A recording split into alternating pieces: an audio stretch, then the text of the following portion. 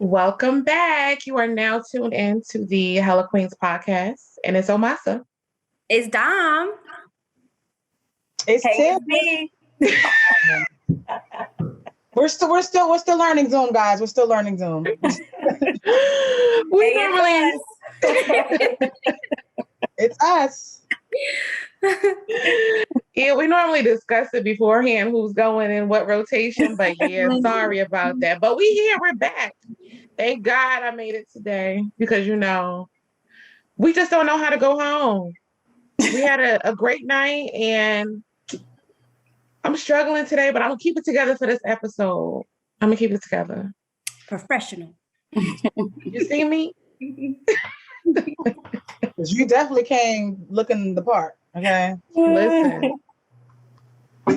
But yes, so we have a guest today. So if you're looking at us on YouTube, you see 5 boxes, okay? But if you're listening, yes, we do have a guest. Just this week, we were on Love Conflicts live with Yanni, and we have her here today for our episode. So thank you for coming on, Yanni. Hello, everyone. Yes, thank you for having me, and definitely the interview on Love Conflicts with y'all was super lit. You know what? That was so much fun.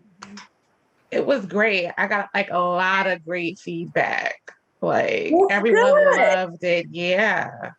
I am so happy to hear that. I really am. And the best part is that it just felt very very natural.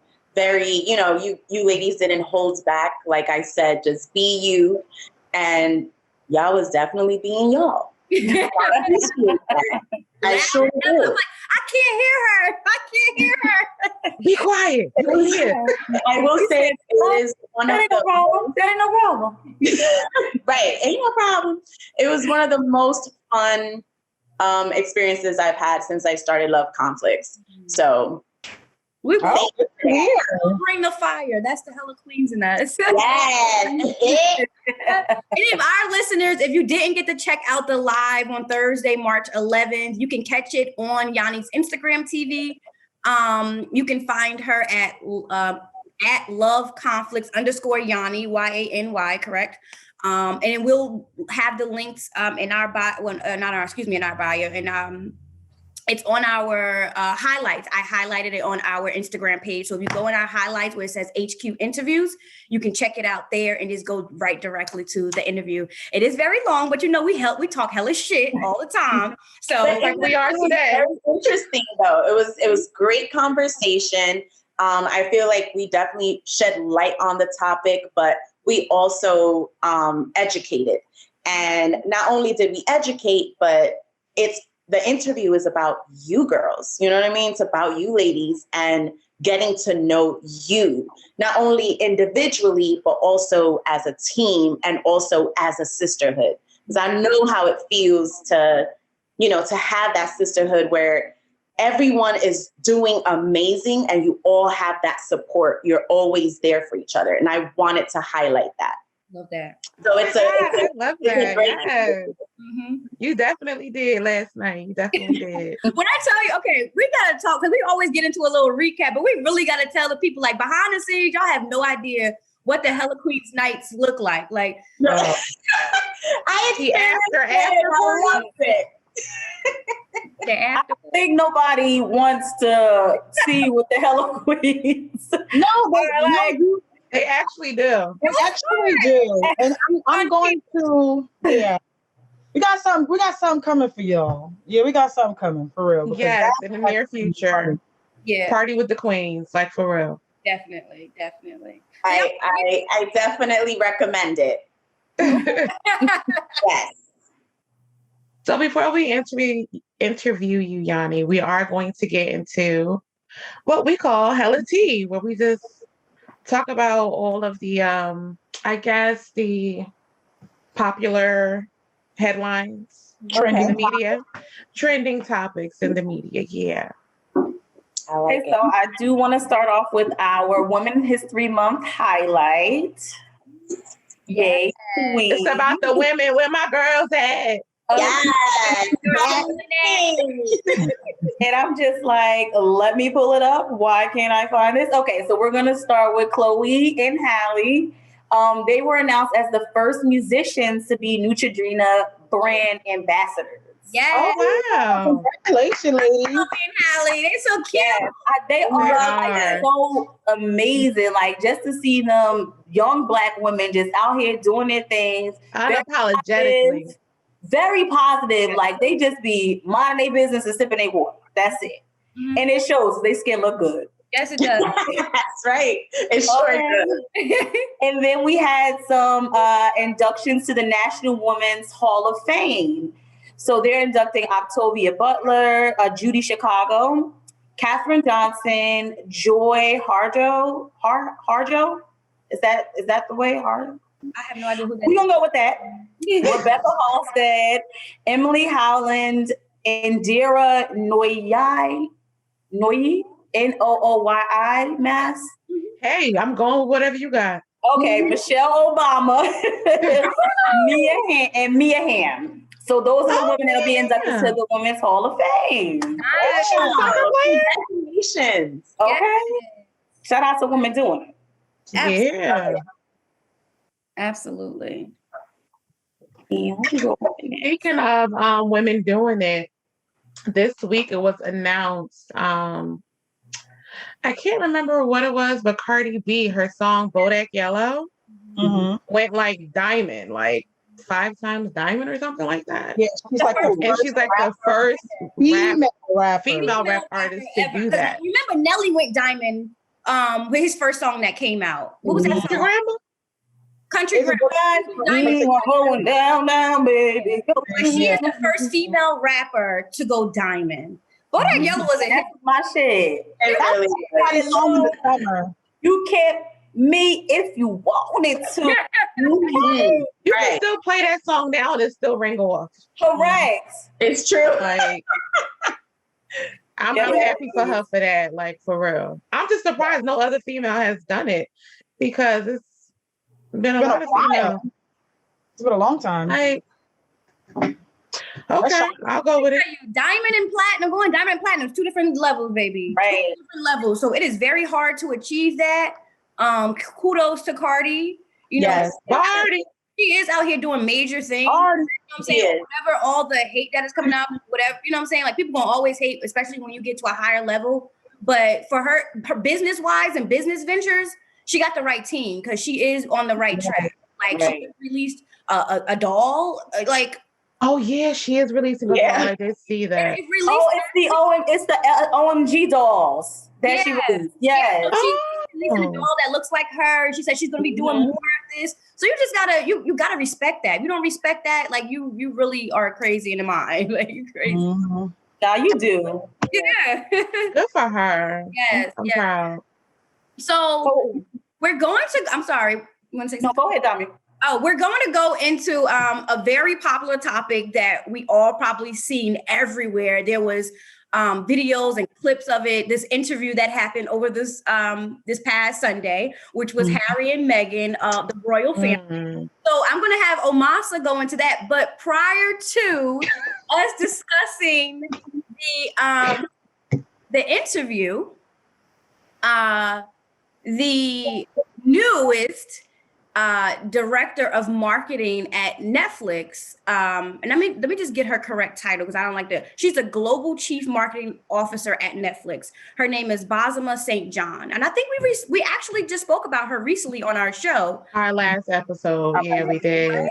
About her going to Netflix. If you're not following Basma, please do. She is Badass Baz on Instagram, and she just a badass woman for real. Like she came up through the entertainment world and she's killing it in the marketing game. So we all talk about like Strong Black Lead, which is the Netflix Black account where they promote like all their Black shows or their Black movies that they're highlighting. She was a part of that marketing. So in response to the Meghan and Harry interview with Oprah, Badass Baz had created a post, and this post basically went viral because of the information that was led from it. So I'm going to read it. It is long, but I felt like it just needs to be read, right? So it says, Can you put it on the screen too? For YouTube first. I guess I can. I'll put it on the screen. And when I I kind of want to see it too. okay. All right, let me put it on the screen. I can do that. Give me 1 second. So while you I'm doing that, do you want to talk about it? Yeah. Okay, so I didn't watch it on Sunday because I was outside, being a thought. But I did catch it on Monday. It's not outside on my side. It's not outside. It's been that outside all week. I'm ready for spring. It's it's my season. Admitting to being a thought for me. Like, listen, when it's not outside. Listen, okay, so I watched it on Monday. So basically, it was an interview by Oprah on CBS, and she basically wanted to, I guess, get all the tea as to why Meghan and Prince Harry left Buckingham Palace. And when I tell you the tea runneth over, it was spilling everywhere. So if you haven't, I feel like by now everyone should have seen clips of like the major key points on social media or freaking on these news sites. So you haven't? No. You haven't even seen the memes? It's been trending. I've seen the memes, but I haven't seen any clips. I didn't watch it. I'm sorry, guys. This week was like a week. Oh, so you're me this week. You're me this week. Correct. I had a lot going on, so I apologize, but I haven't. So one of them was Meghan stated that she was pregnant with her son Archie. And when the firm, as they call it, when the firm found out, the institution, the firm, when they found out, they were like, okay, well, he's not going to have any titles. And what color is he going to be? Is he going to be black? Like his skin color? No, wait, it's 3 things, right? So it's no title, no title, security. No security. It's how dark is he going to come out? How dark is his skin color going to be? 3 specific topics that got Meghan heated. Like, that's insane. I can't believe that. Like, that's really like in a royal family at that. Why can't you believe it? I can't believe it in a sense of, these are people that they're always being spoken about. Like there's so much poverty around the world. They won't talk about that, but they'll talk always about the royal family. And from what I've heard in regards to media, like it's going to get to media. You know what I'm saying? Like it's going to get to that point where these conversations are going to come out. So in regards to the place, the placement that they hold and they're so praised, it's just like, wow, like that's actually really extremely racist. To even ask they think that she wasn't going to say anything. Like this got back to me. Like they didn't say it to her, so they said it to Harry, and Harry told her. Harry told her, because that's his wife, as he should. But I'm like, did they think that she was just going to let this fly by? Like I don't. But even Harry said that. He said the royal family is like they praise the media, like they literally praise what the media says about them. So. They try to hide the bad, but now, now it's finally being leaked because, like I said, I think there must be a lot of things. Oh, it ain't being leaked. They saying it. Well, that's what I mean. Like, I think that's where Yanni was going with. She can't believe it because know that it's going to get to the media. So for you to actually say it, like, but you know what's going to happen? I don't think they thought it was going to get, released to the media because this stuff probably been happening for years and they have so much royal power to hide this type of stuff. But now that it's coming from someone who's actually in the royal family who wants to speak on it because, it's his life, it's his son, it's his wife, he's going through and he's fed up. Now that it's being spoke upon, they're like, oh, we're not giving you no security. We basically are not part of the team no more. You're not You're not gang. You're gang. And he said that, his whole life, basically, he thought that this was normal. And it took him to be with Meghan and say, hold up, this is not how it's supposed to be. Like when she came into the royal family, and I'm not sure it was before the marriage or after, they didn't specify that, but they took her passport, her driver's license, and her phone. Oh no, when she after the marriage. You don't tell me that's not a prisoner. That's definitely a prisoner. Not even that, Dom. Remember, they were like, "Is she still going to work? How is she still going to? Is she still going to like?" No. They said she has to work because we're not paying her. They're not going to pay her. They're not on the payroll. Is she still going to be an actress? Wow. Is she still going to work? Because that's how she's going to be. But I bet if it was a white woman, it would have been completely different. None of those things would have happened. But you know what? During the interview, Oprah did like a comparison of news headlines between her and Kate, between Megan and Kate. How I think one of them was like eating avocado toast.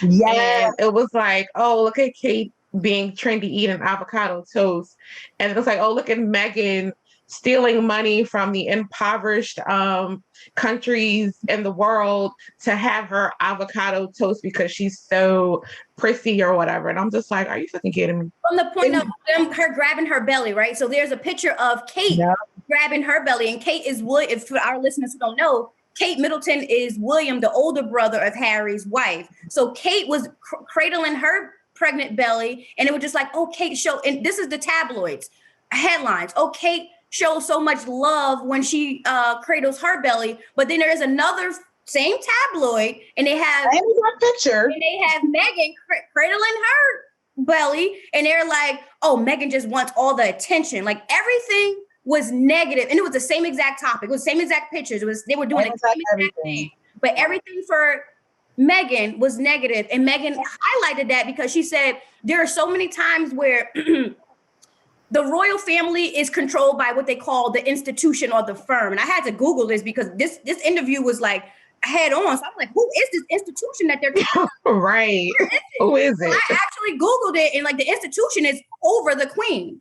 So they are basically the hierarchy, and they're running the show. The queen is the person that's on.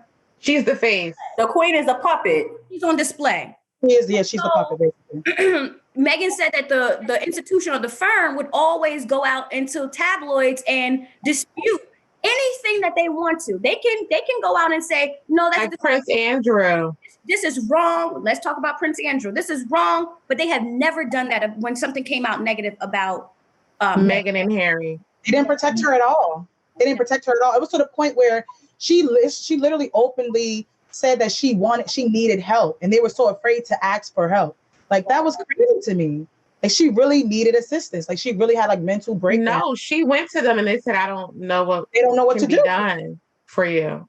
And then have to work through it. You guys have so many resources. You're the royal family. You have so many resources to get this woman some type of assistance, some type of mental, like a therapist, something. And it was just they didn't care. Harry had mentioned, and I read this on some article, and basically Harry said that racism is not in the family. Supposedly after the interview, that's what he said. And it's just like, really? But you're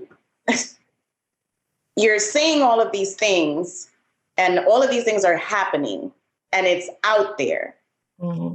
It all comes down to the fact that it is racist. Mm-hmm. There is racism going on. Mm-hmm. It's just so blatantly there, like it's so obvious.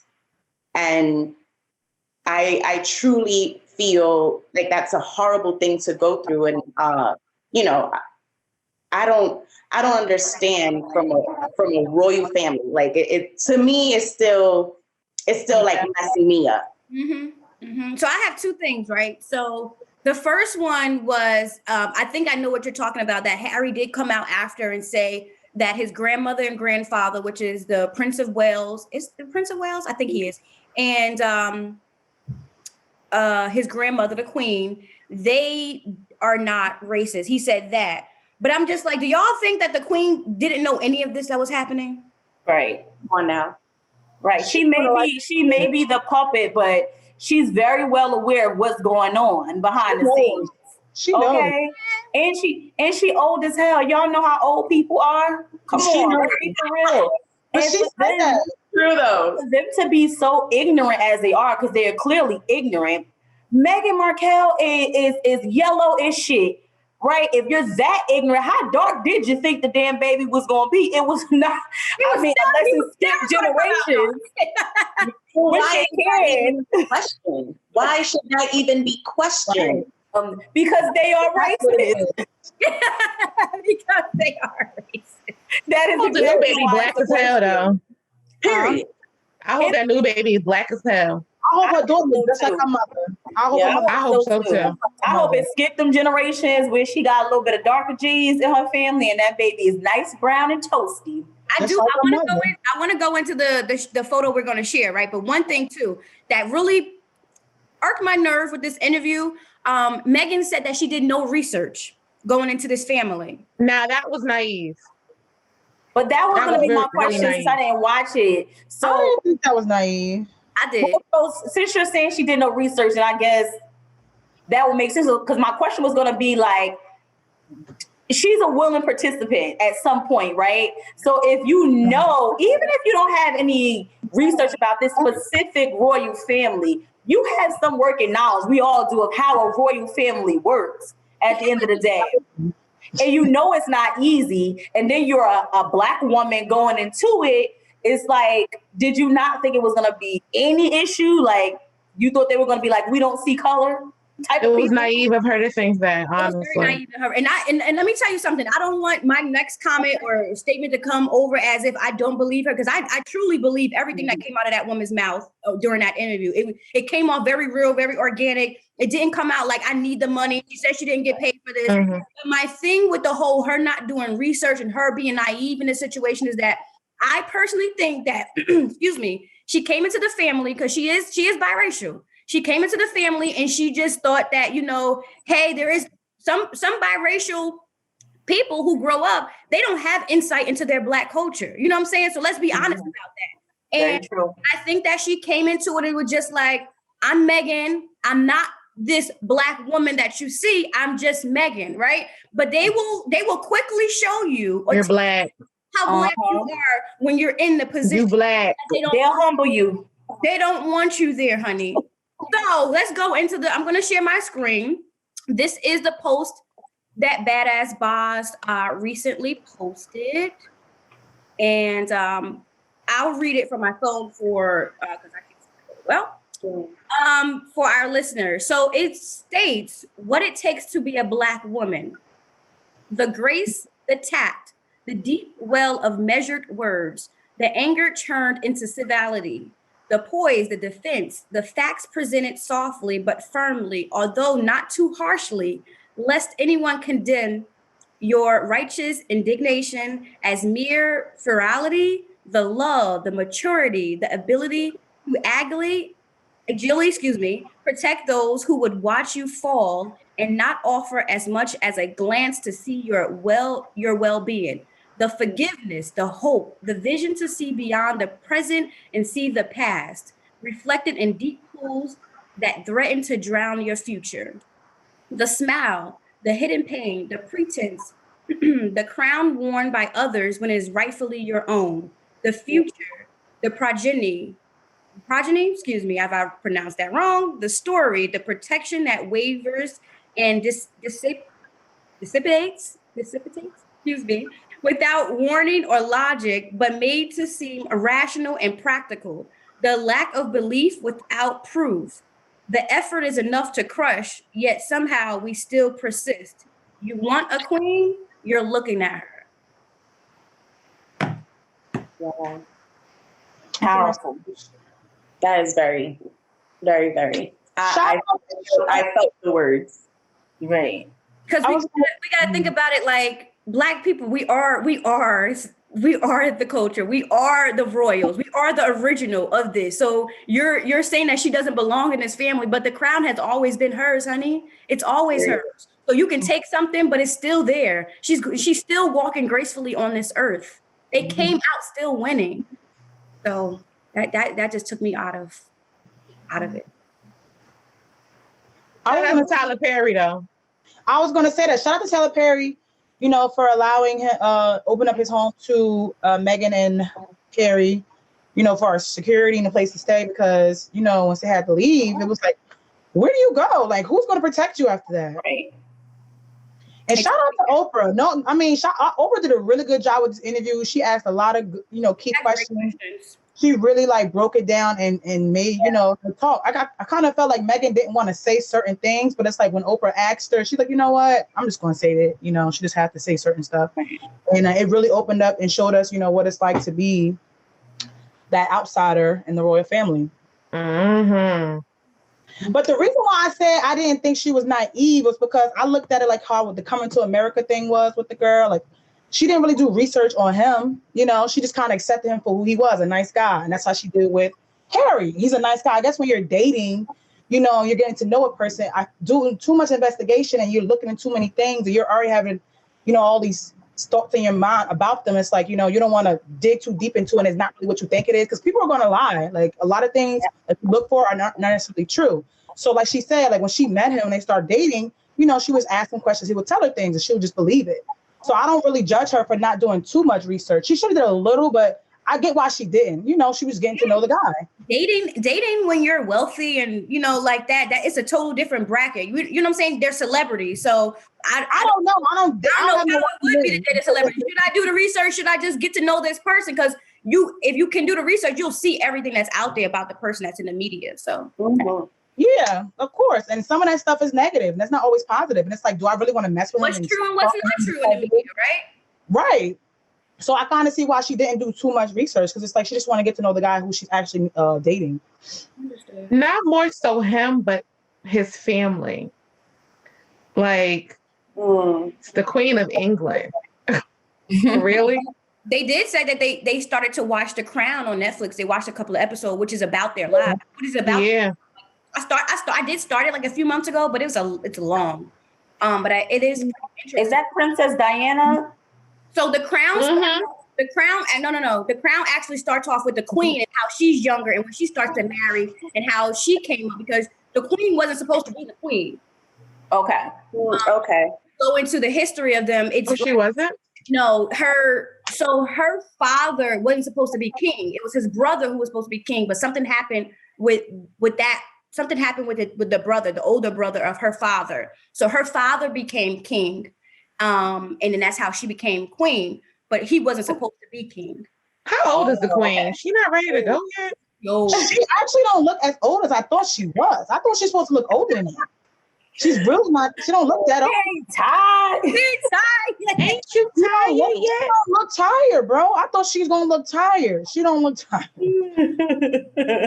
Listen, they probably got His father looks old. His father looks horrible. They do have the best of the best. Come on now. But their family has a lot of incest, right?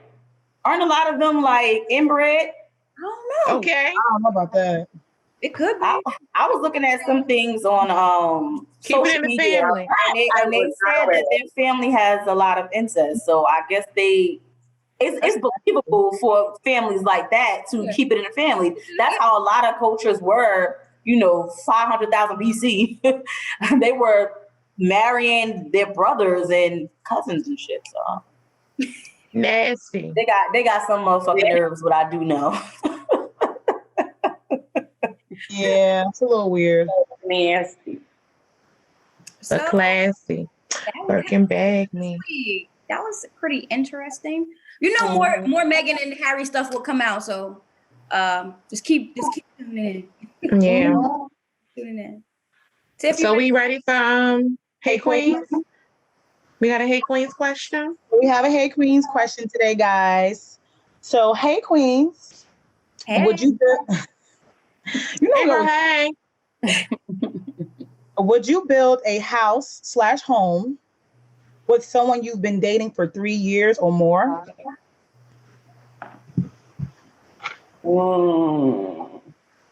I'm not answering this question. Why? Is it really dating if you're like, I in my opinion,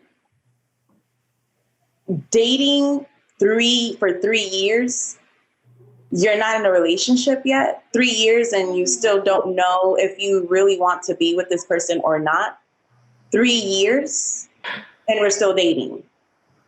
I mean, listen, some people don't even believe in relationships. They believe in dating and then marriage. I honestly don't believe in that, but some people do.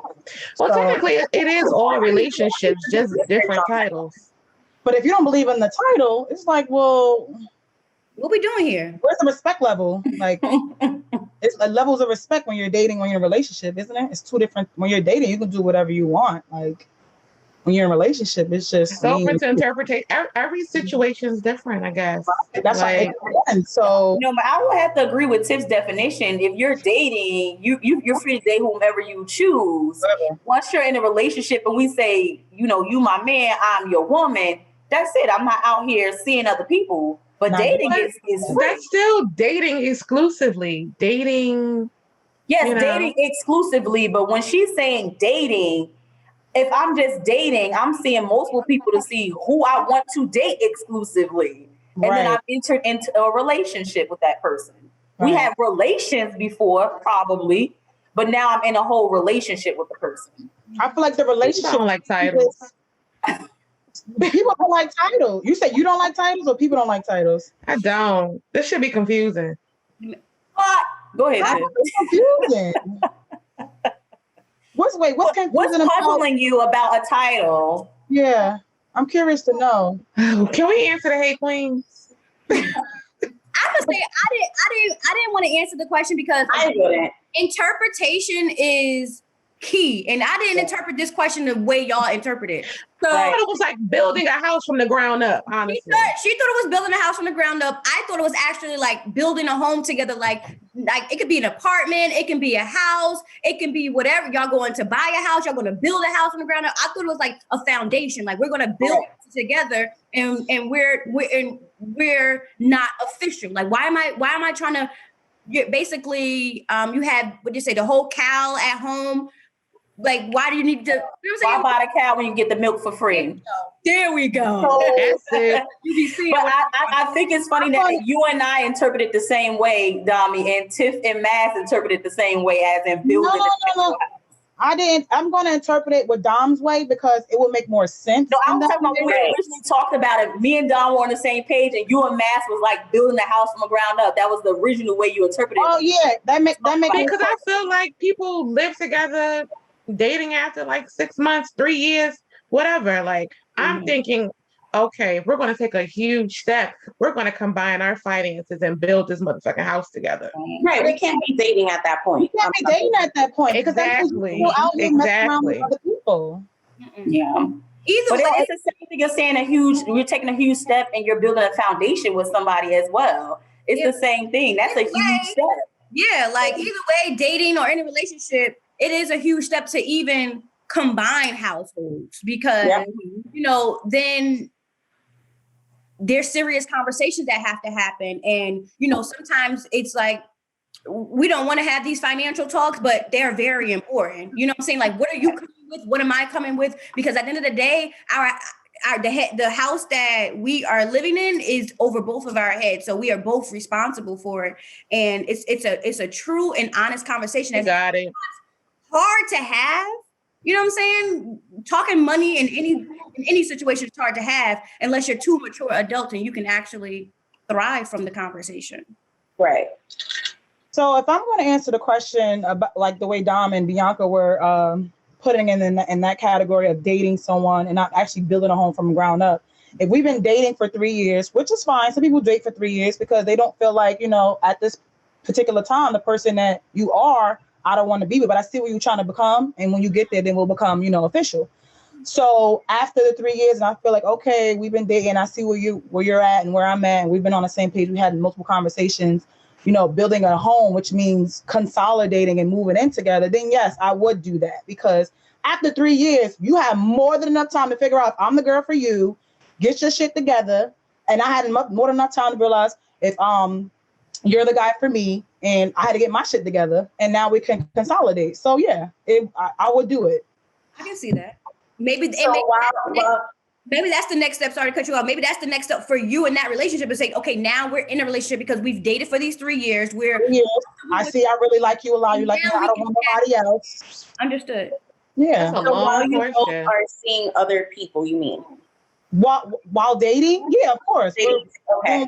Yeah, while we're dating, we can do it, talk to whoever we want to talk to, because I feel Yeah. like the dating process is for you to figure out if you really like who you really want to be with. So That's once I'm dating multiple people and I finally see like, okay, well, everybody else not really, clicking like how me and you are, and like, okay, let's start doing something else. Let's start moving towards something else. So the next step would be moving in together, which is building a house or home. And then we'll obviously be in a relationship now because we live together. Absolutely. So why would it be a no for you, Yanni? Because you were just like, nah. The whole, dating for me is what Tiff just said. We've been dating for 3 years and we both agree now that like we need to take that step, then okay. But I also don't feel like, because the way I look at it, I always, maybe because I'm extra, and I'm, I'm a really deep thinker. I feel like you will miss out on a blessing if you just keep waiting around to see. Because at some point when you're dating and you're dating different people, you might have this attraction to this one person. But while this one person is going around and dating other people, now, hey, now they're not it anymore. Now they found somebody else. And now you're stuck Waiting on that person. Right. So I feel like this shit sucks. It's just right. I feel like you would really miss out on a blessing, and when that person comes through, you'll know for sure.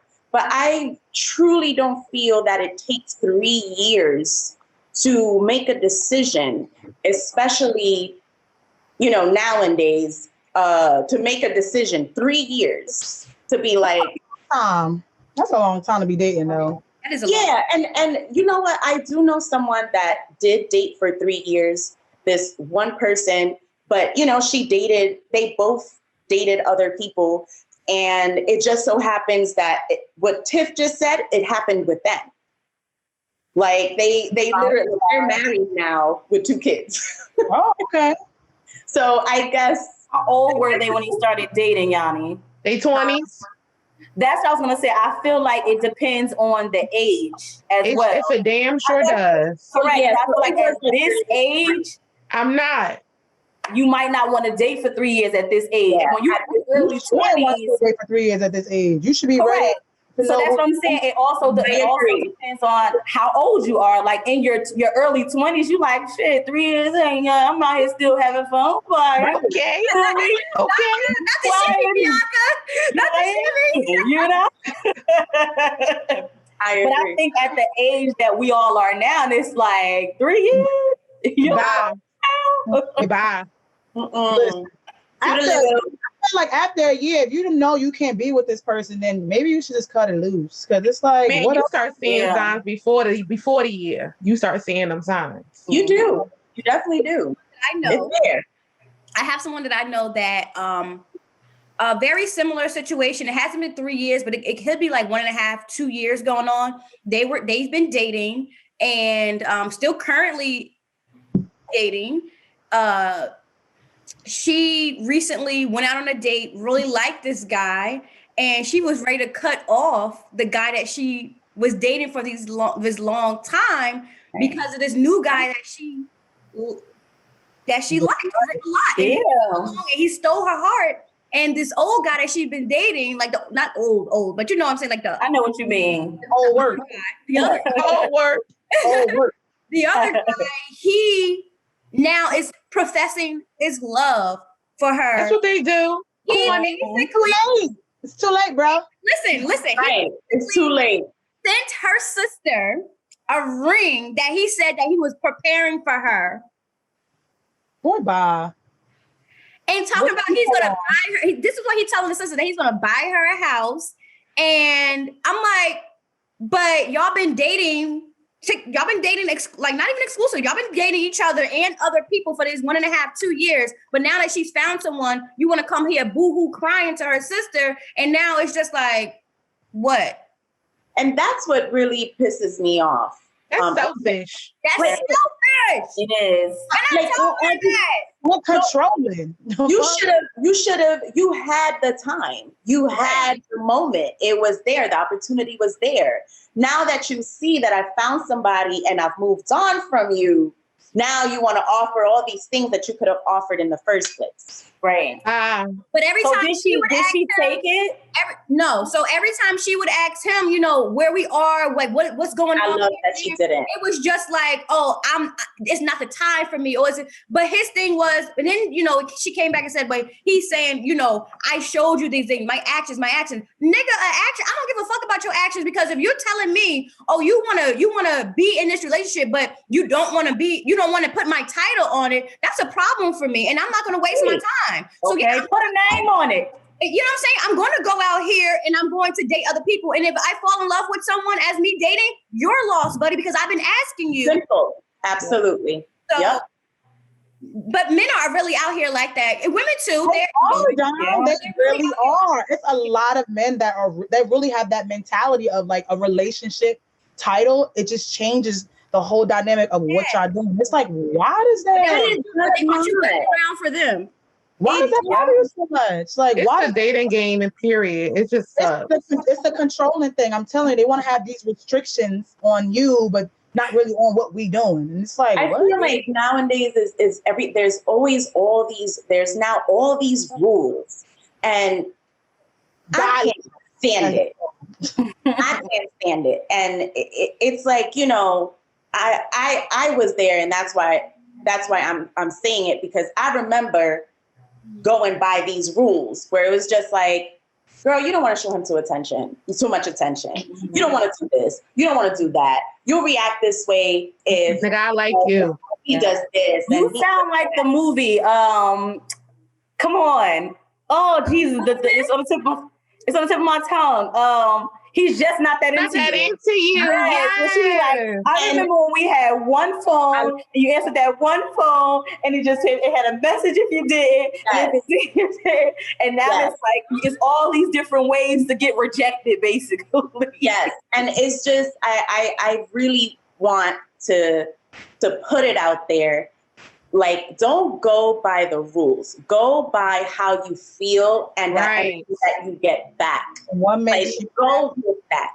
Exactly. Don't just be like, you know, oh, I don't know. Like, I'm gonna act this way. No, just, you know, go with the flow. Right. Give me you. Feel the vibes. Yeah. Yes. Yeah. Well, that was a great question. It was a loaded question. We all that thing and put it back together. We did. We definitely did that. Yes. Damn sure did. Wow. So y'all ready to get into our main segment? Right. They've been hearing her. Let's introduce her. The love guru. Hey. Bitch ain't got shit on you, girl. I'm trying, Tip. I'm trying. So we're going to get into our main segment right now with Love Conflicts Yanni. She's going to introduce herself. She'll tell you guys a little bit about herself. So Yanni, we always start off our guests with like one major loaded question. I'll break it down for you. So tell our viewers, if you don't mind, how old you are. I'm 31. Your sign. An Aquarius. Relationship status. I am in a relationship. Okay. Kids or no kids? No kids. And do you want to go into like your career of choice right now? Like what are you doing? Like your day job, your night job? So right now, night job. Right? So right now, right now I do work for Google through a third party, which is Compass Group, Restaurant Associates. I've been in the food and beverage business for now going into 8 years.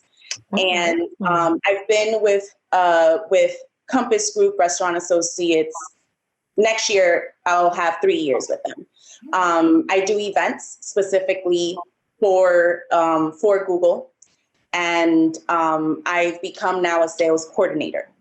Oh. So, but I still do events as well. So with sales, and also there's so much that goes into it.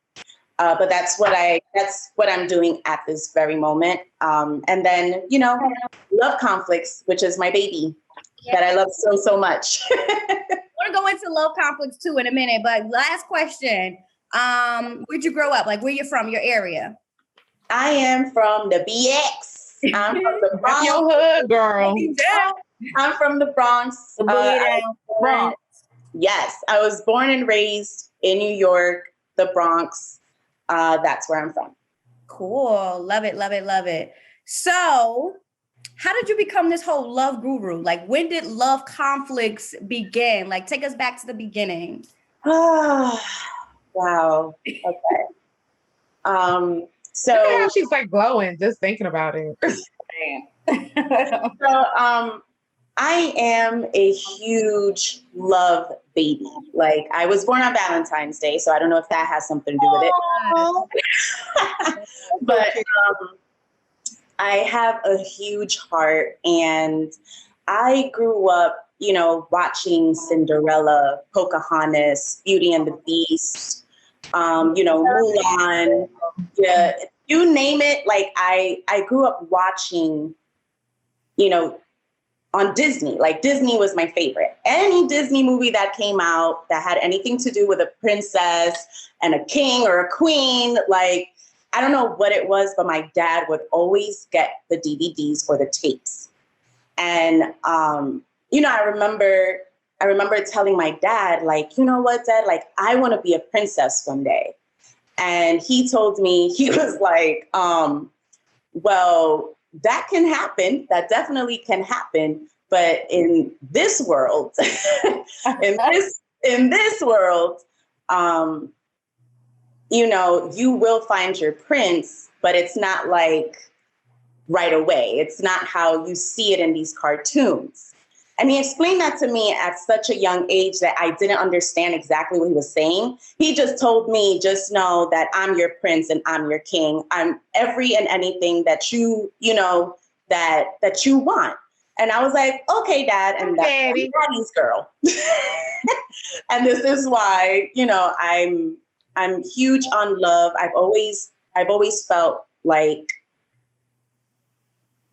deep down inside, I've always known that there is such thing as not the cartoon love, but that love that feels almost like it.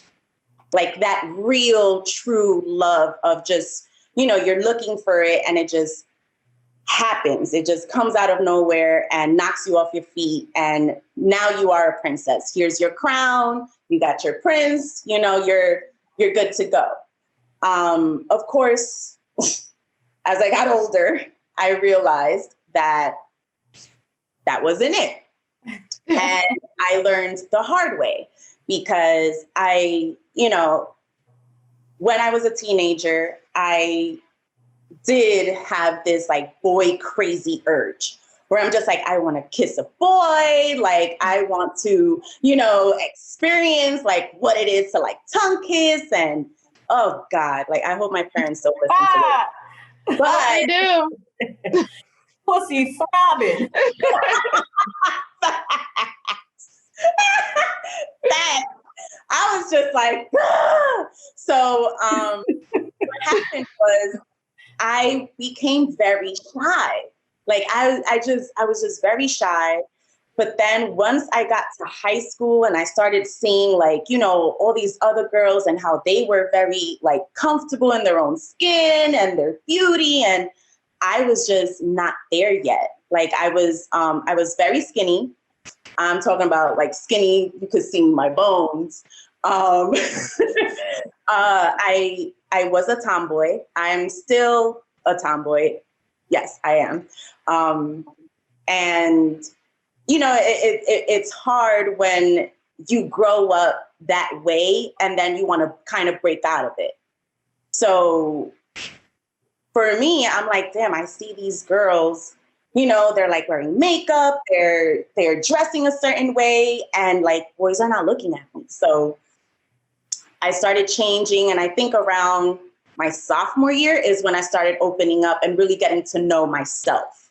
Like, I was just like, okay, like, this is me. Like, you know, this is my style. This is what I like. This is what I don't like.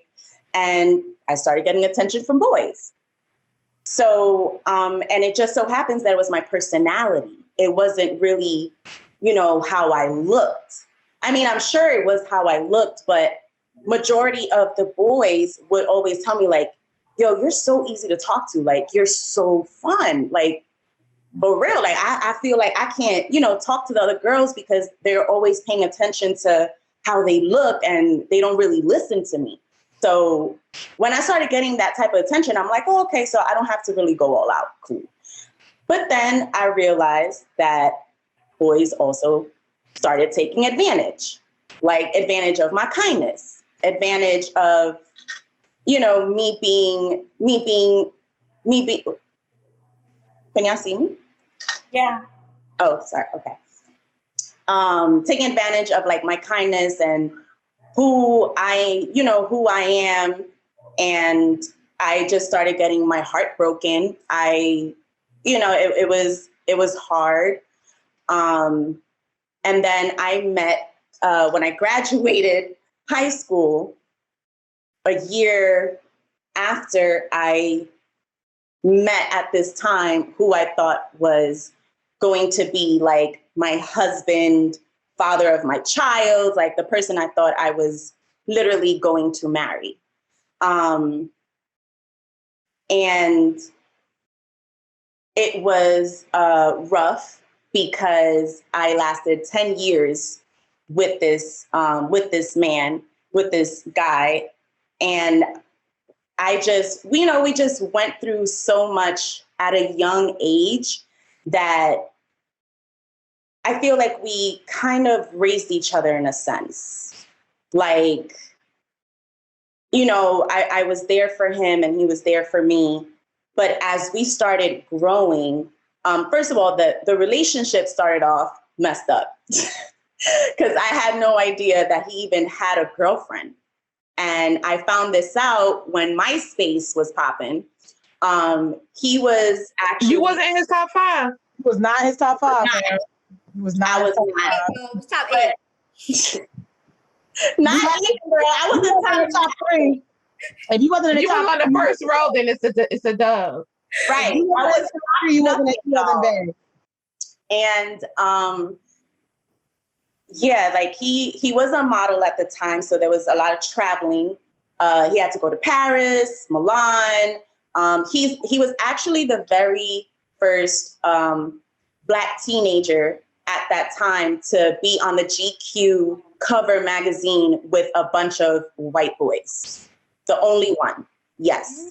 And he actually he actually made history with that.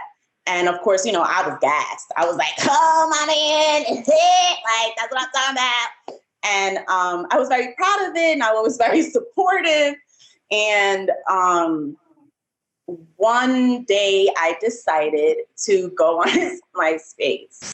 And I had posted, I had wrote in his MySpace, I miss you. I can't wait till you come back from Paris. And I put a teddy bear with, a globe, like holding it with a heart.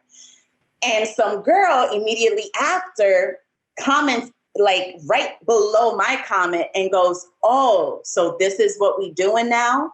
I thought you was my man. Something like that.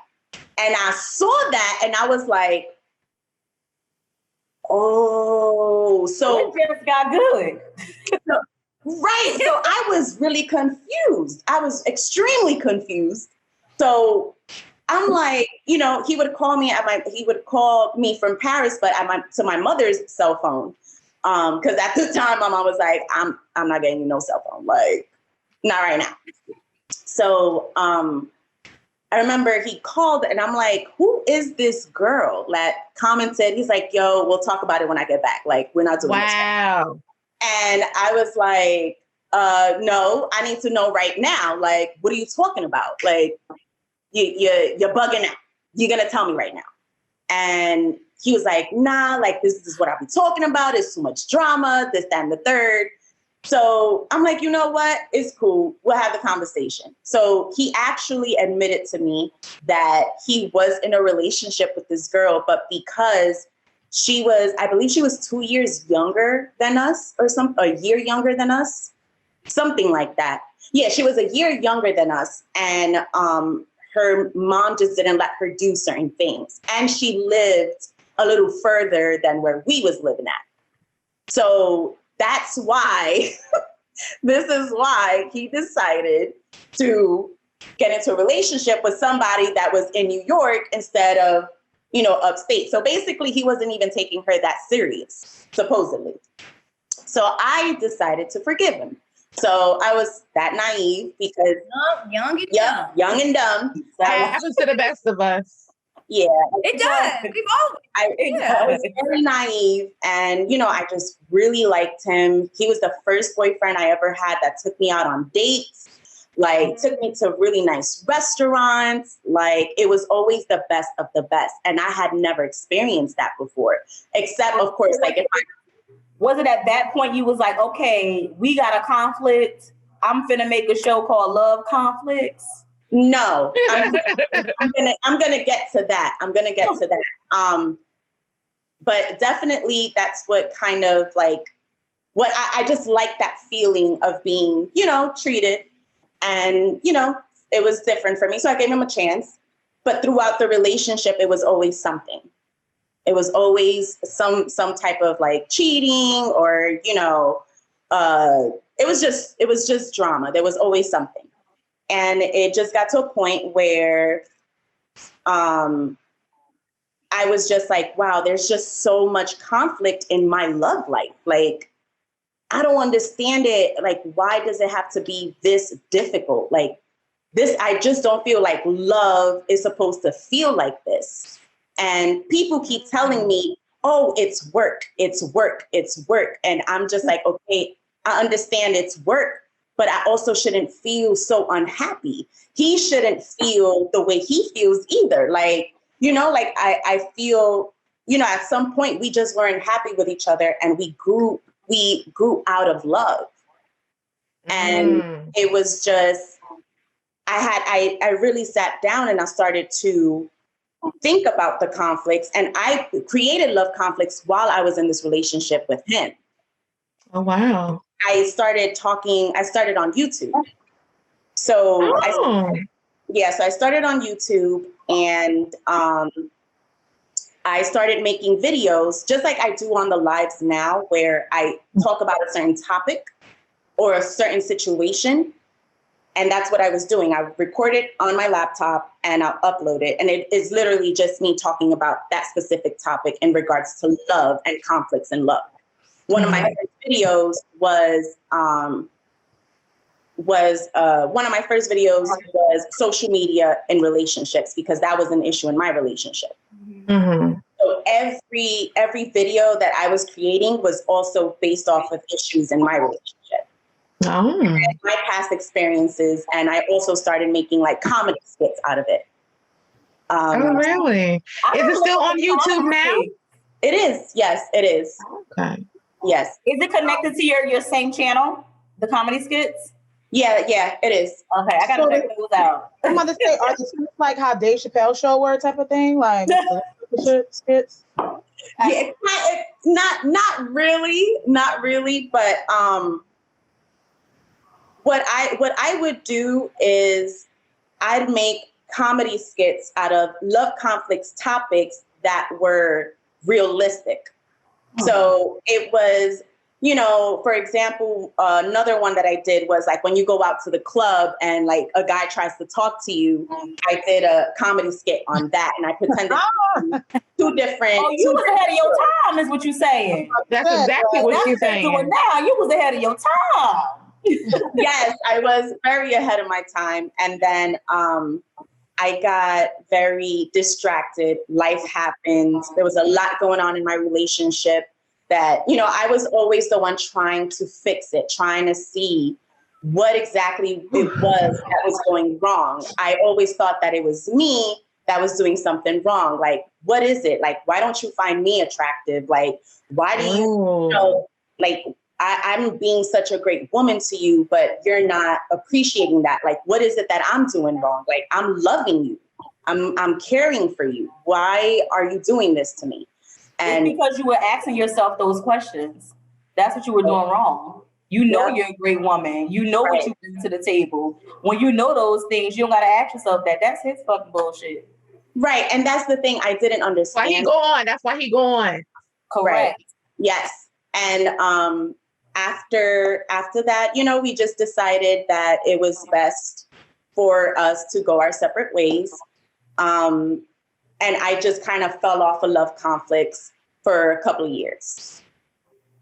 How difficult? And then you reemerged. Oh. Yeah, she reemerged. But how difficult was that to leave that 10-year relationship? Even though you were young, you know, 10 years is 10 years, and 10 years is something you can't get back. So, like, how did you, I guess, grow from that and know that you were ready to, like, start dating again and all of that? Yeah. It was extremely hard for me. I never was like, we had broken up and got back together. It did happen. Excuse me. It did happen a couple of times where we did break up and then we made up. And this time around, I just knew that wasn't going to happen. I don't know if he thought the same, like, or if he thought like, oh, we're just like, this is just, you know, what we go through and then we come back. But for me, I knew it was over and it was devastating. I cried for almost a year.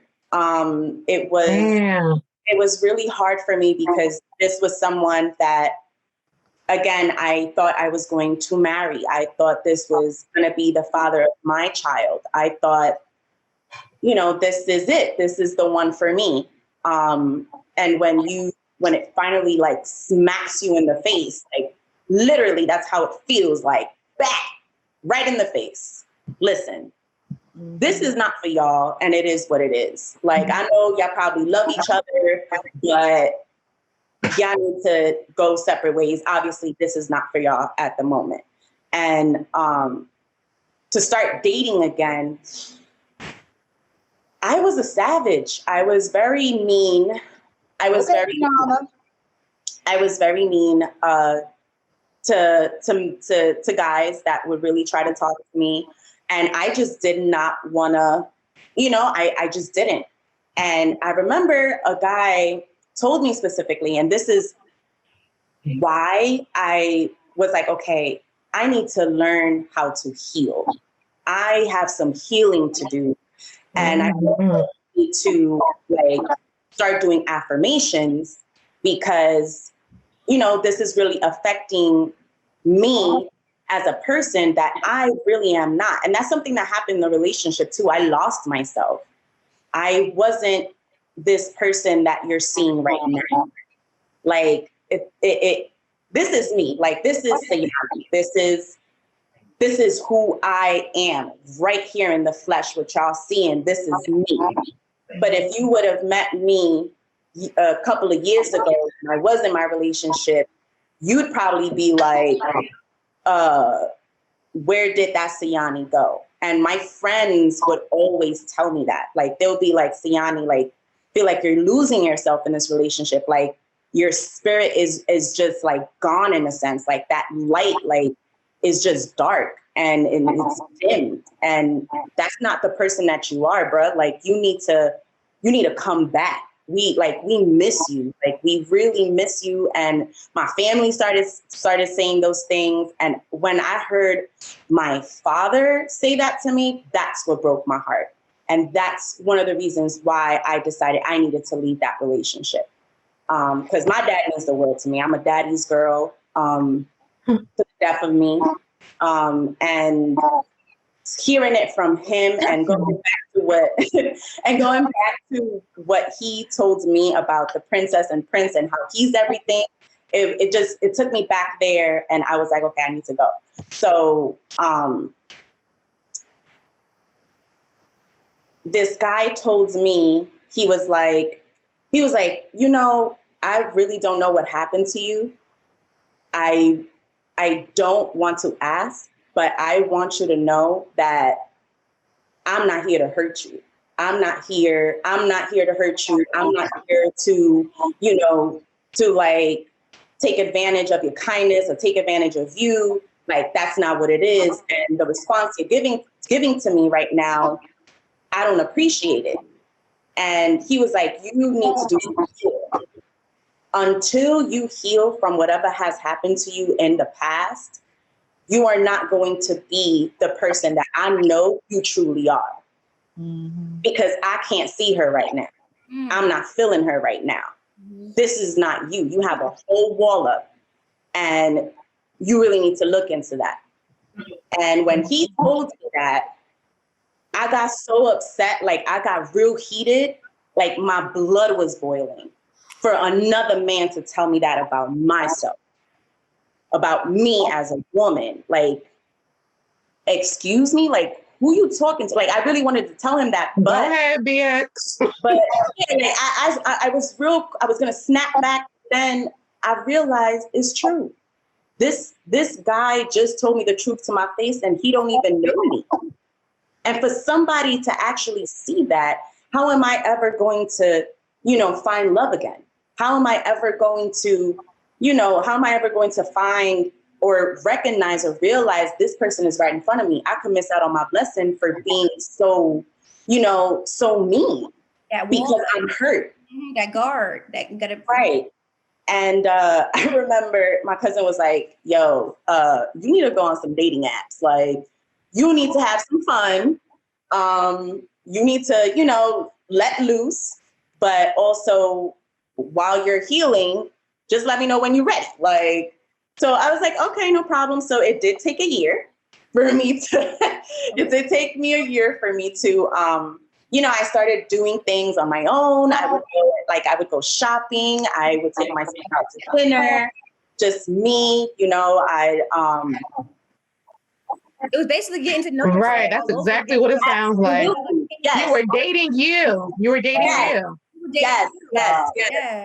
You had to heal from that, and then you can't jump back into dating after 10 years and then know that it's going to be successful. Right. You know what I'm saying? Take your time. Right. I think that's huge for me and I'm, you're 31, you're younger than I am, but for a lot of people that are young, I can tell that you are very mature for your age because they jump right back into the same not situation. Not even young, Dami. A lot of people in general. No, because they be grown fucking 50 years old out here.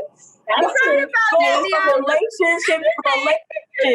But like the fact that she knew I have to heal before going into another relationship is admirable. She ain't that much younger than you, Dami. Stop trying to sit up there and act like you. I'm like, she said, you're much younger. I said, wait, what?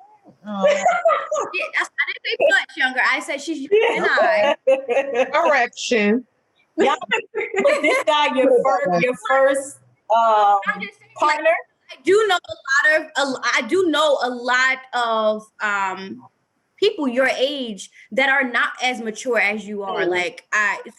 You can tell that you have a great, good head on your shoulders because of that, because you were able to say, okay, I need this year to heal. I need to rediscover who I am, because people they try to rediscover themselves in a new relationship. No, you sure can. You take that shit with you to the new relationship.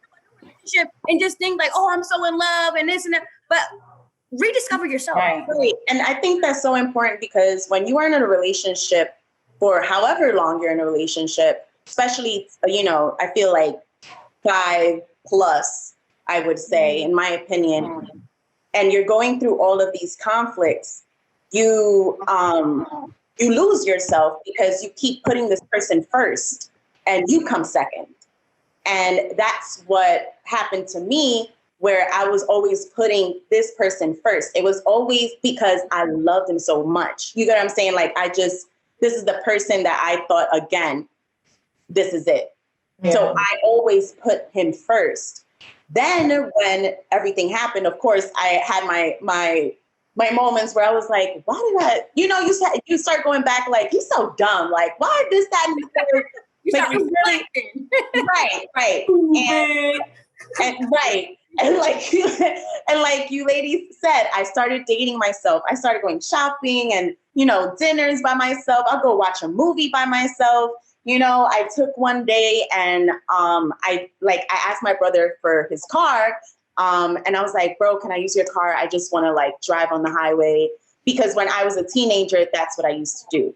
Like I used to go to races. That was my thing. I loved watching races.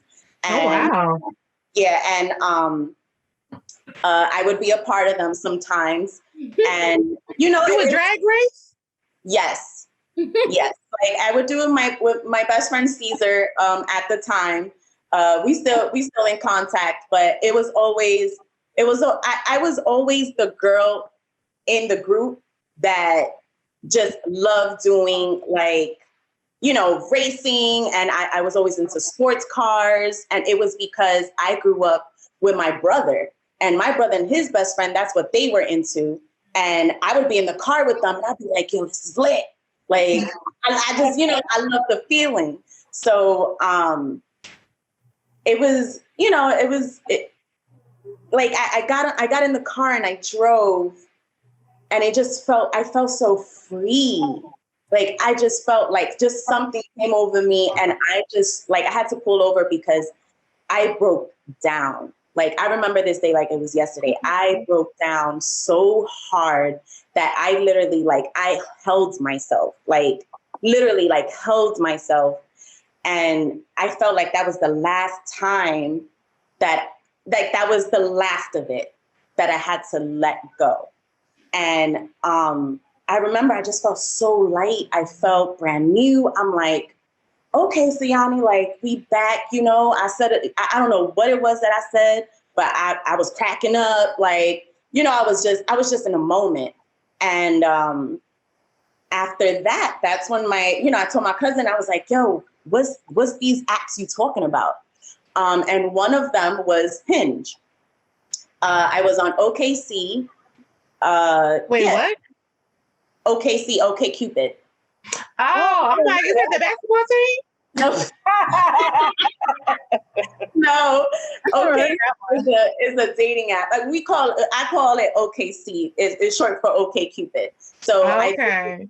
I did OkCupid and I did Hinge.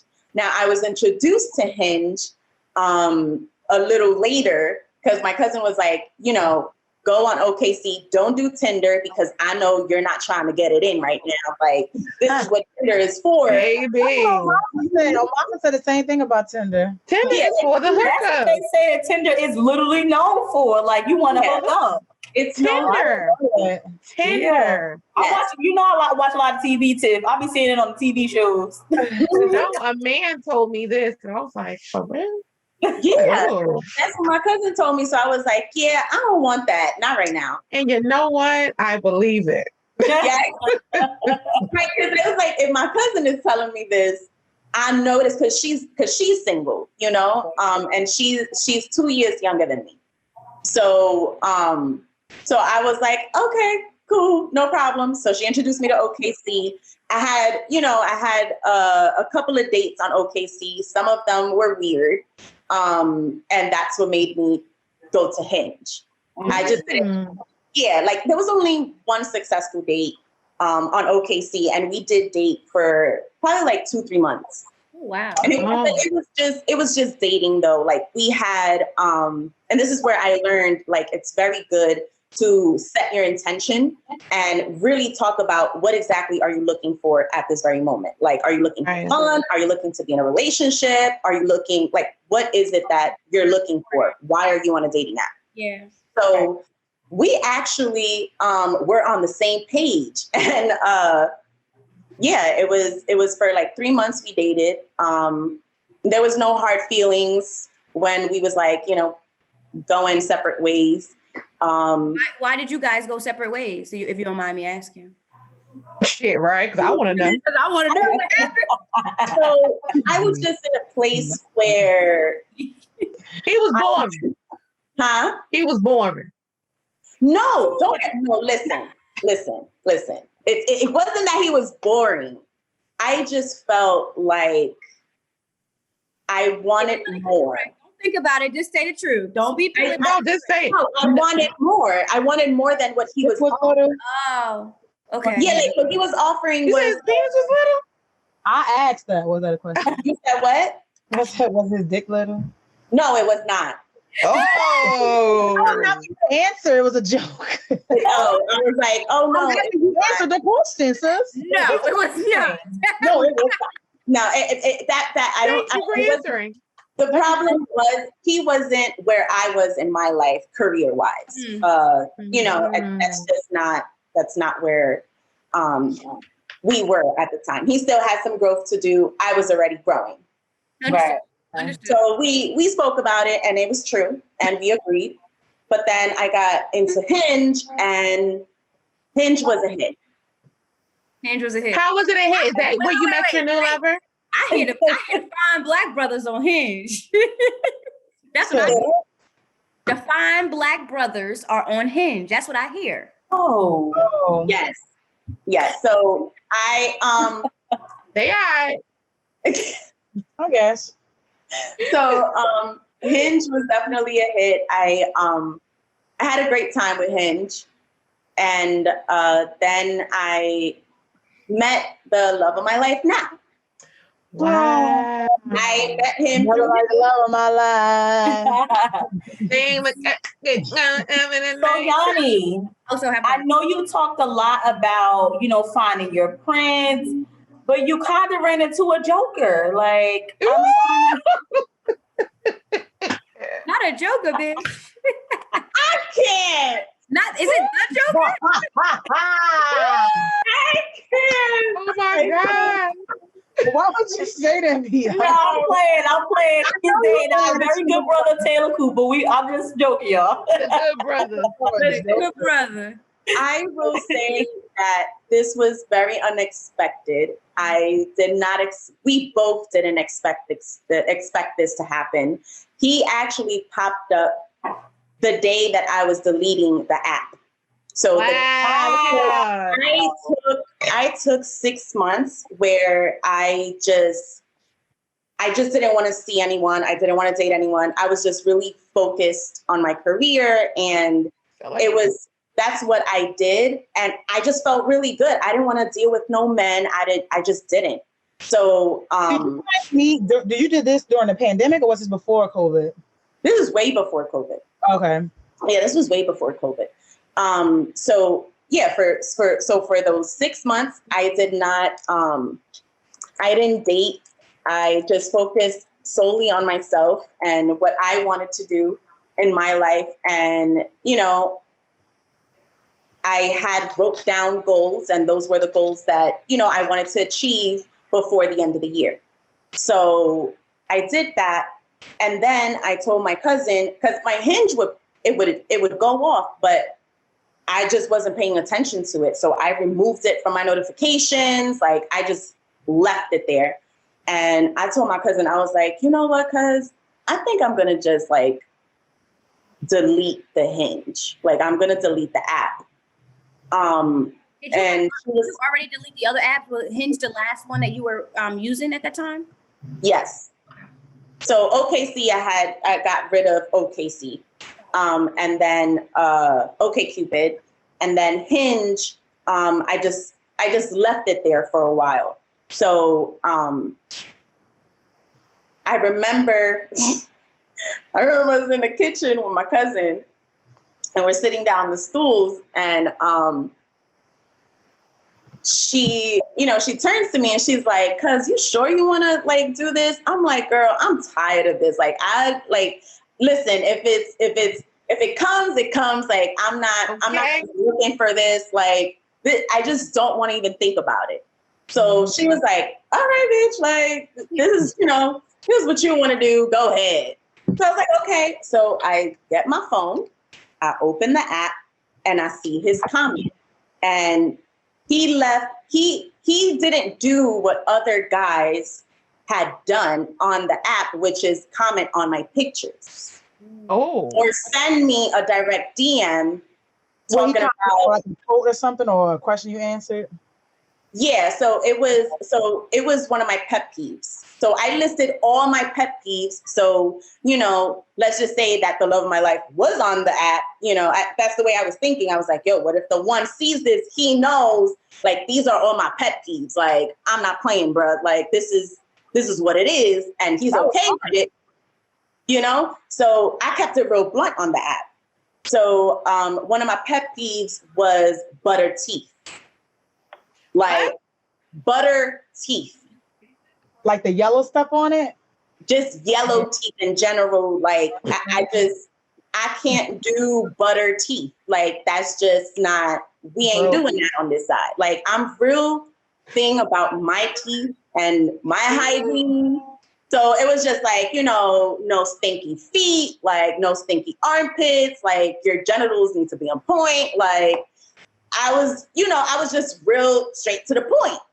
And now, on point, what do you mean by on point? Like what do they have to look like? Like waxed? No hair?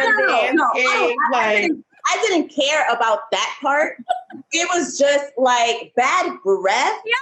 On details. Sweaty balls. Sweaty balls. What I'm saying, y'all. These things are important, y'all. Like this is really important. Hygiene. You really like the way you carry yourself. You want that person to match how you carry yourself, or even better. You know what I mean? Like you don't want to date somebody that is not at your caliber in regards to hygiene. You know what I'm saying? Like hygiene for me is a big deal.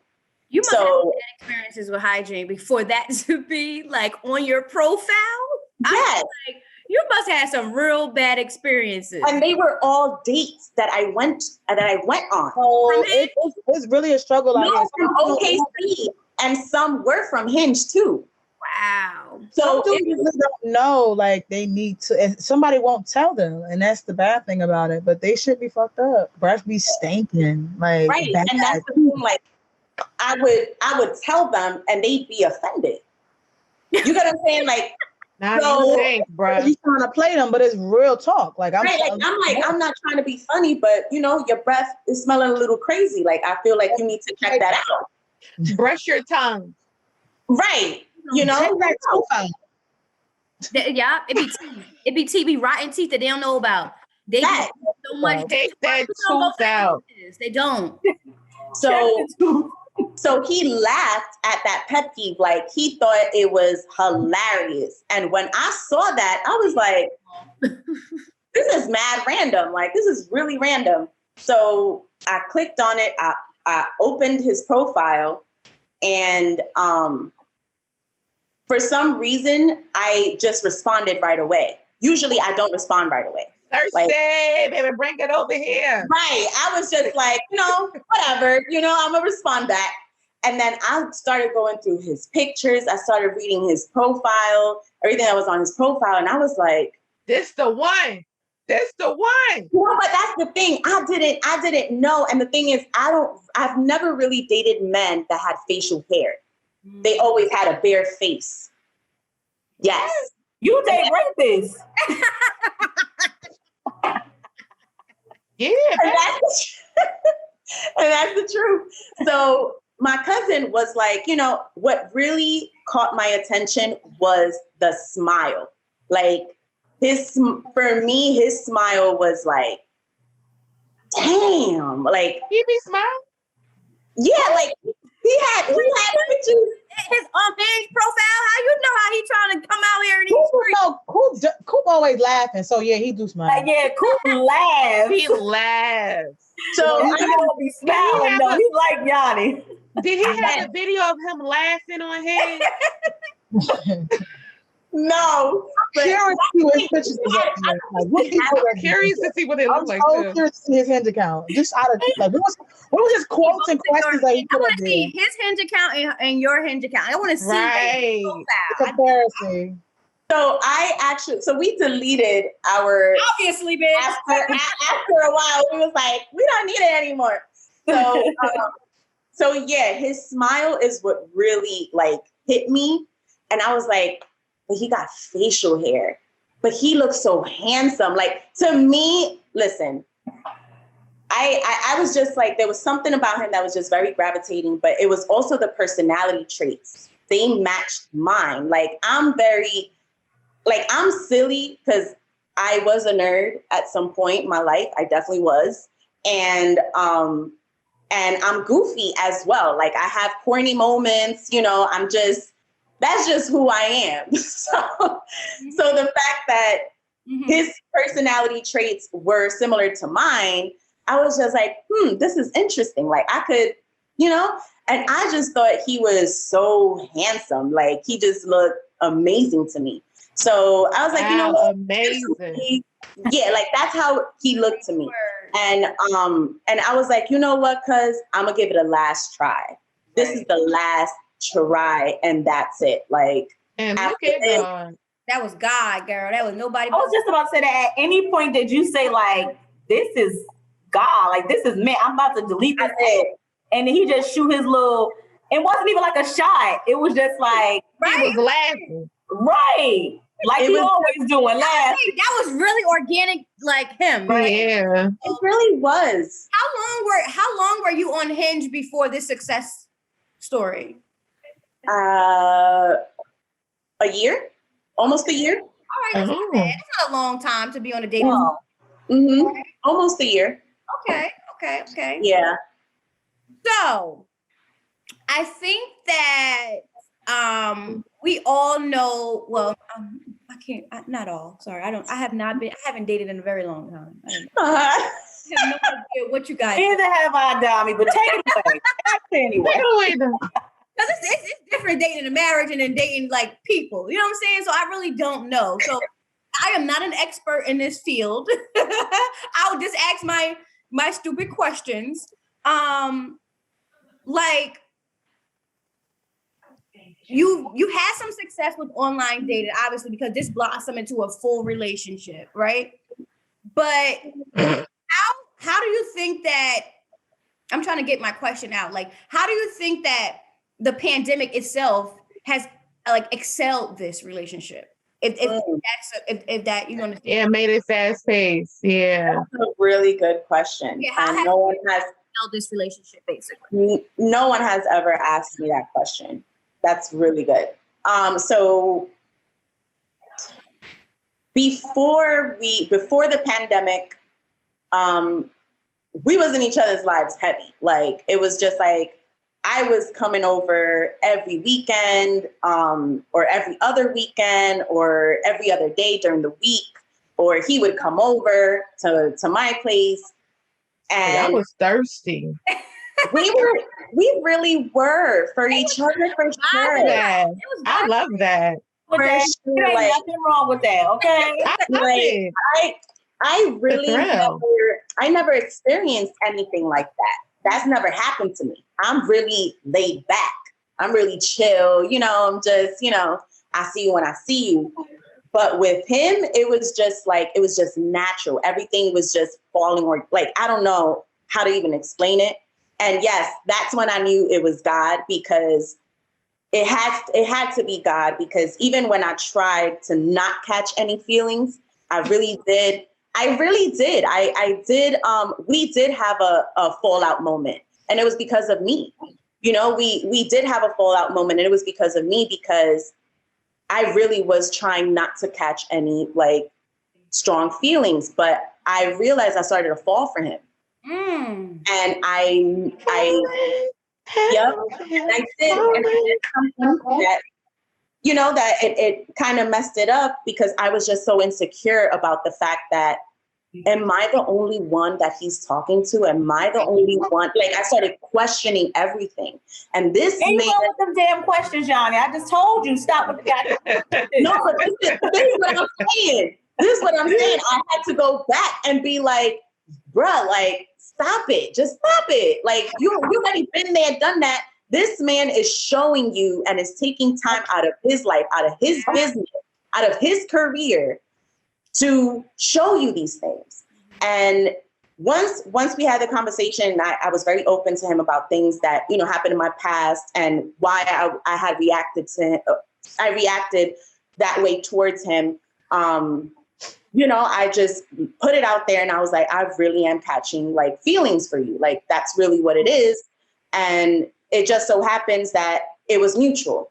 And that'd be the best. Like the mutual, organic, that just vibe, we lit, we here. Right. So then when the pandemic hit, it's crazy because it happened like a year ago. Yeah, definitely a year ago. But it happened weeks after my 30th birthday. And I remember he asked me, he was like, hey, if you feel comfortable, like if you're up to it, like, feel free to quarantine with me. Like, I'm hearing it's a thing. Wow. He got plans for you. Wow. We had the conversation. Is it Taylor Cooper? Yes. Taylor Yes. Cooper. Stop, y'all. Stop. This is big. Okay. So, Yanni, you should feel. I'm y'all. They call me the hype man. I like to soup people up, but in a good way that you need to be souped. You should really feel very good about yourself because Coop don't bring nobody no goddamn way, okay? And let alone to quarantine. Yes. So you is it, okay? Let me right now. Where's the ring? Right. That's it. But when he asked and we had the conversation, he was very. Everything was about safety for him. Like, I want to make sure you're good. Like, just know, I still have to go out here and show houses. I do still have to meet people. He was still an essential worker, so he wanted to make sure that you were comfortable with that, right? Exactly. And I didn't think twice. I was just like, I'm in there. I was like, you want a yes? You want a yes? Yes, I do. Yes. Right. Question is, but yes. And I was so excited. Like, I went into my cousin. I'm like, girl, you know what? Like, my boo just told me I could quarantine with him. He told me it was on and popping. It's okay. And your cousins was roommates. You done left your cousin. I sure did. And that's what she told me too. She was like, wow, bitch, like, you gonna leave me like during quarantine? Like, I'm like, listen, this man is something different and I just don't want to waste any time. Like, I don't want to waste any time. And I feel like this is, I told her, I was like, I don't know, and I'm afraid of the unknown, but it's just something's telling me to just go with it. Let's go with it. And that's what I did. Right. We quarantined and it was like we were living together, and I'm talking about 3-4 months go by, 5 months go by, and we're getting along. Like, surprisingly, like, I'm over here like, it's been 6 months, it's been 7 months, 8 months, like, man, damn, now we're at 9 months. We're just, it's all like we're always laughing, we're always joking, we're always like cutting ass on each other, like, but at the same time, cutting ass. So cutting ass is like, I'm sorry, we say that in the BX. It's like when you make jokes of somebody. I thought y'all was farting each other. Yeah, like we cutting ass on each other. Yeah, there you go. I definitely seen that before. I was like, oh, they be going at it, but it's cute. I like that. Oh, we're always going at it. We're always going at it. And you be coming for him. You be coming for him. Okay. Oh, listen. And he be looking. He be playing no games. Yeah, I don't play, and he knows it. He knows it.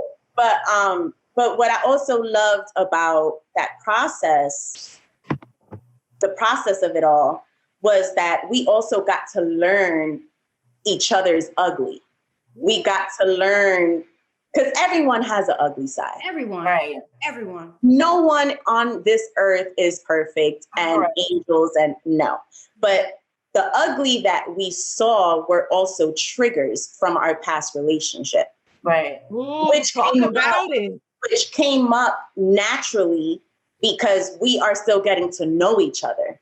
Right. But we also, from the moment we met, from our very first date, the very first time that we ever met in person, because we were talking through FaceTime and texting for like 2 months before we actually, a month before we actually met in person. And we promised we'll always be direct, we'll always be honest. And, you know, even if it's going to hurt us, we're going to just put it out on the table, and it is what it is. So still to the day of today, we have that promise. We stuck to it, and that's what we did. We kept it, you know, we kept it a buck. We would keep it real.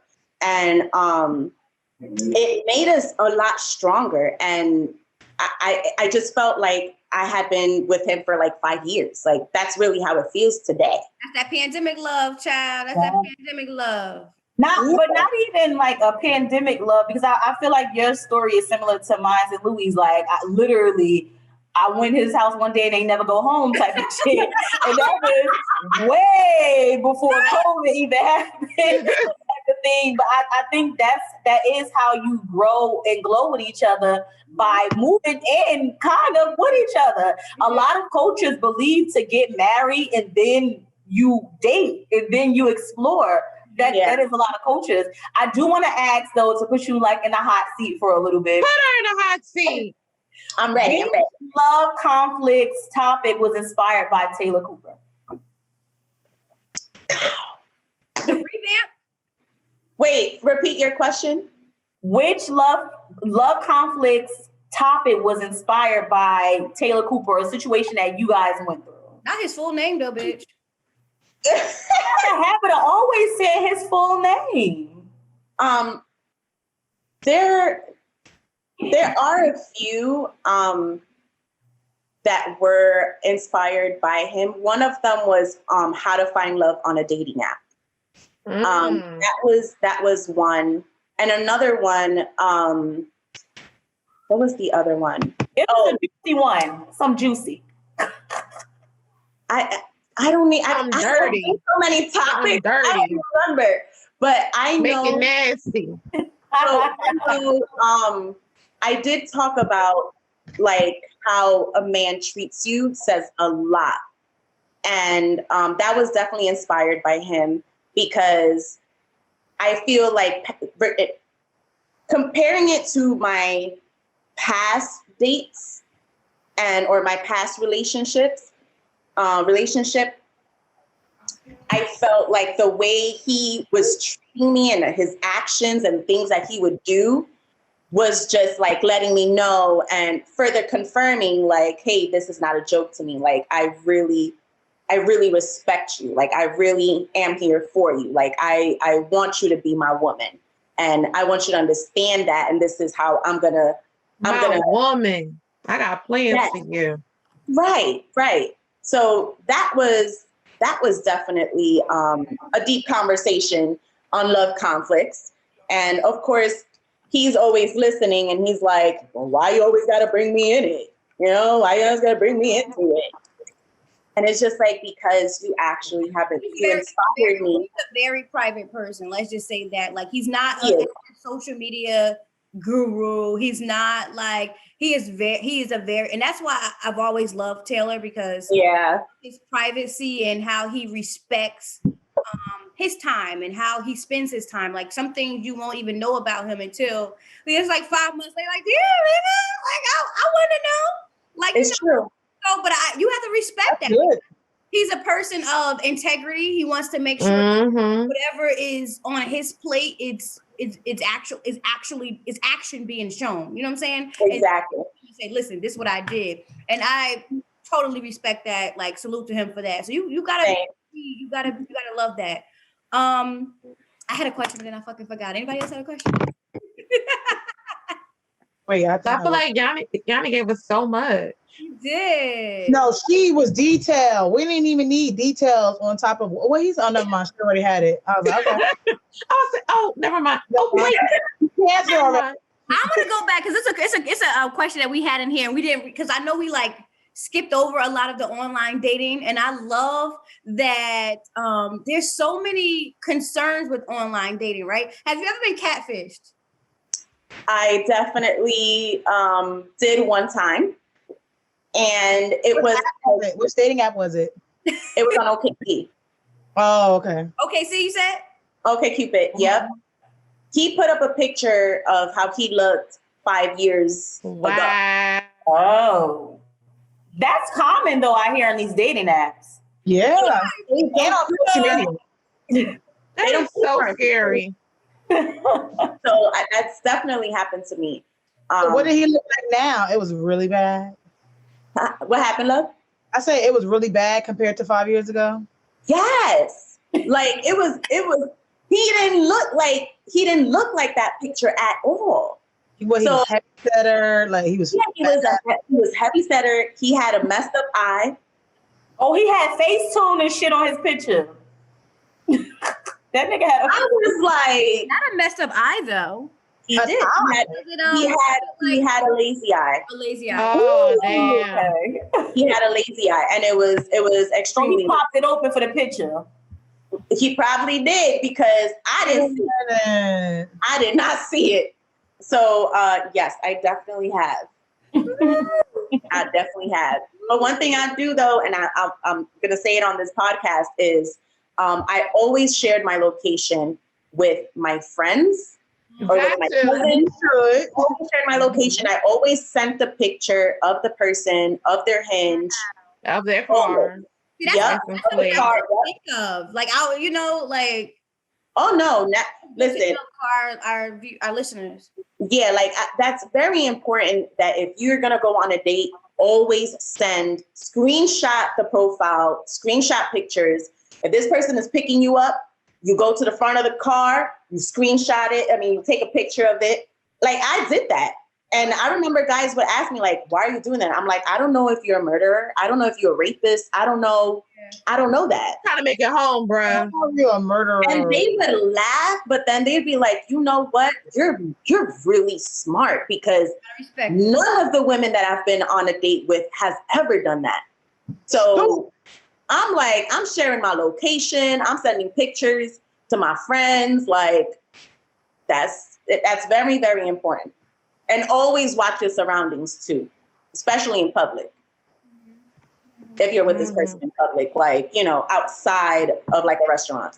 So for our viewers or listeners do you suggest that the first date, like they get picked up, or do you suggest like they meet at a place? Like, what are your suggestions for the first date for anyone somewhere online dating? Definitely meet up. Do not get picked up in the car. I would say like if it's like the third date, like no problem. Get picked up in the car, no problem. But you also want to be picked up. Like I feel like you shouldn't be getting picked up where you live. Mm-hmm. You should, go somewhere, sit there, like go to like a local bar or something. Sit there, tell them to pick you up there, and then go. They don't need to know exactly where you live because you don't know. You just don't know. Like I'm always. You know what? It was on, I'm sorry to cut you off, but it was on social media this week where this girl had went out on a date with a guy and she had him pick her up from her friend's house, but he didn't know that was her friend's house. And he came back to the house and they had him on the ring. Like, what the fuck are you doing here? Right. That's good practice. Like, you can't even bring people to your people's house. I used to always get on my friend because she used to always meet dudes, like have dudes come here to pick her up, and I'm like, don't get like my address out. Talking about our last episode where a friend came and let the dude that Bianca didn't really like, and just like had him come and meet. Bianca, no, you can't be doing that. Absolutely not. That's in jeopardy. Correct. That's good practice though, whether you're doing online dating or any type of dating, not to have a dude pick you up from your home. You know, your first couple of days, somewhere very mutual. Yes. There's a lot of people around. Parties here, shit. Yes. And then y'all can go on whatever date you want to go on. I'm not gonna lie. I used to lie and say I live at someone else's house, and I think that's definitely something that I left my car here, but you can drop me off here. My friend lives here.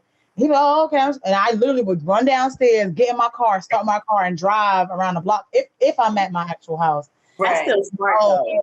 Drive around the block, and then when he think I left, I'll actually go back home. So that's very smart. I like that. Yeah. I'm not doing all that because you think he can always double back. Like, I don't trust you. They're not gonna do that. Seriously. I'm not saying because they could double back. Okay. So Yanni, what advice would you give women that's dating on apps now? Like, if you had one takeaway from your online dating experience, what advice would you give to anyone that's currently doing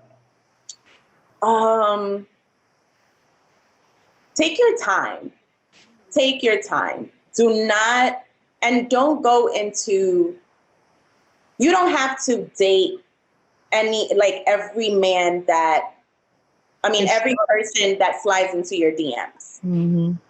You choose, you have the choice. You choose to, whatever catches your attention and go with it. But you don't have to jump into every date. Take your time with it. And also don't go into the date already thinking this is the person I'm going to have a relationship with, or I might have a relationship with. Don't do that. Very good advice. Yes.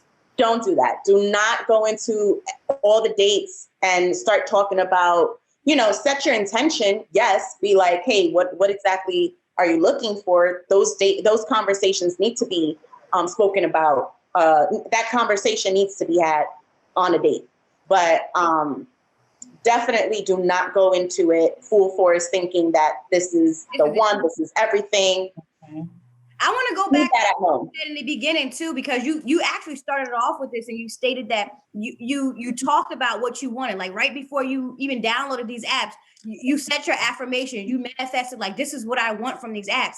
And I think that was very good, because if you're going into a situation, I don't even care if it's download a new stock app, right? So you going into that and you need to say, with this app, I want to do this. You know what I'm saying? Like setting those affirmations in and manifestations for those will lead you to the ultimate thing that you wanted out of that, whatever it is. Absolutely. So your ultimate goal. I think that's what I take away from this whole conversation, this whole interview, is that you actually set your affirmations, you manifested what you wanted, and you got it. Mm-hmm. That year of healing was like, this is what I'm going to do. I did it. And now this is what I'm looking for, because I found out I got back to me. Exactly. Which is why that year of healing is necessary, ladies. Don't go from one relationship to the next. I wish, this is what I really wish of all women, that you actually listen. And I think that I just had an interview for Amazing Strides, right? For this Black History Month, something I did. I don't even remember. But anyway, they asked me, like, the question was, what advice do you have for others? And I said that the main thing is actually listening, right? Because a lot of us we talked about it yesterday. We listen to respond or react instead of actually just listening. If we take time to listen to other people's advice and their journey, you have no idea what you would actually take from it. So I really wish like some of our listeners actually listen to this, because I'll be seeing y'all out there. We follow some of y'all. Listen. Stop jumping into this. So you know. Yeah. I'm like, wasn't she just fucking with what's the name? Right. And it's not to judge anybody for whatever you want to do. It's not for that. This is actually giving you knowledge. This is support. Correct. It's not judging you, but correct. I'm like, I know who you are, and then manifest what you want. Stop thinking. Yeah, words have power. It's like a job. Everything in my life, I look for it as a job. It might not be work to me, but it's a job. So I gotta work at it for it to work for me, right? I gotta work at my money. I gotta work at my credit score. I gotta work at my finances. I gotta work at being a mom for it to work for me. Once you put the work in it, now you just sit back and fucking relax because you did the job. Now it is. What it is. And I want to say one last thing, and this is to me very important. You do not want to go into a relationship not healed from a past relationship wounds, because you're just going, like, you're not going to find anyone being angry. You're not going to find anyone being mean to a man or being disrespectful to a man or a woman. Like, it goes both ways. Sure does. And you really have to be real with yourself and also think about your toxic ways as well, because you don't want to bring that into a new relationship. This person has no fault of it. Yeah. Right. Of what's happened. So that's definitely very important to look into that. Wow, this was a great talk. Right. It Great was really conversation. very much so a girl chat. You know? Yeah, it was. I told my dad, I was like, "Oh, Dad, we're gonna have Yanni on the show today." He was like, "Y'all not done talking? Y'all not done yet?" I'm like, "No." So bad. He was on the live yesterday. Like he want to be in tune so bad. He's not done yet. Talk about Yimmy. That's so funny. It actually, when Yanni said she was a daddy's girl, reminded me of you and your dad, Miles. Miles, right? Yeah, Big homie. he on it, like. I love it. I love it. Yeah. It's the big homie for real. But once again, Yanni, thank you so much for coming on to this episode and letting our listeners get to know you. Right? Of course. It was definitely a pleasure. The pleasure is all mine. Thank you for having me on Hella Queens podcast. It's always a great time.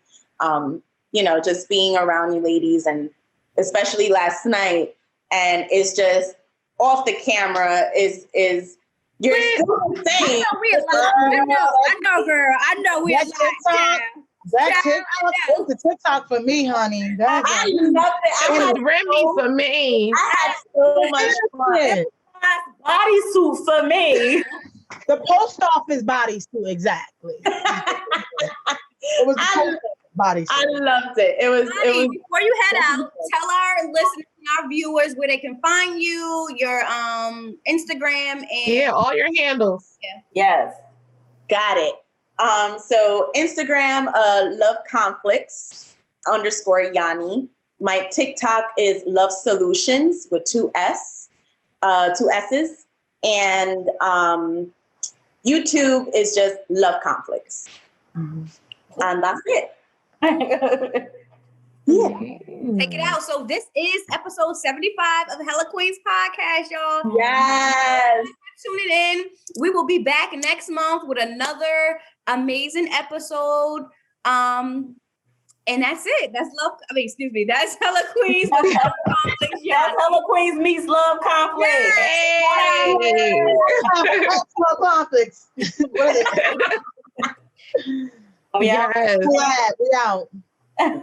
Ciao. Bye. No gang gang. Gang gang. That's Bianca. We out, gang gang.